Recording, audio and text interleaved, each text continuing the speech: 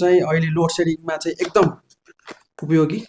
यो चाहिँ एकदम उपयोगी अहिले चाहिँ बेला बेला लोड सेडिङ हुने गरेको छ। राउटर युपिएस यो जस्तै राउटरको लागि चाहिँ एउटा राउटरको लागि चाहिँ 10 देखि 12 घन्टासम्म चाहिँ यसले ब्याकअप दिन्छ। त्यसै गरी हामीले चाहिँ यो मोबाइल भयो, ट्याबहरू भयो, त्यसै गरी चाहिँ युएसबी लाग्ने डिएसएलआर क्यामेरा लगायत चाहिँ धेरै अरू चिजहरू पनि युएसबीबाट चाहिँ चार्ज गर्न सकिने चिजहरू चार्ज गर्न सकिन्छ। 9 भोल्ट र 12 भोल्ट दुइटै यसमा रहेको छ भने चाहिँ यसबाट चाहिँ आउटपुट हाम्रो ज्याक इनबाट चाहिँ दुईटासम्म हामीले एकैचोटिमा चाहिँ जस्तै राउटरहरूलाई चाहिँ ब्याकअप दिन सकिन्छ। यसरी चाहिँ हामीले चाहिँ एउटा आउटपुटबाट चाहिँ दुईटासम्म राउटरलाई चाहिँ ब्याक दिन सकिन्छ।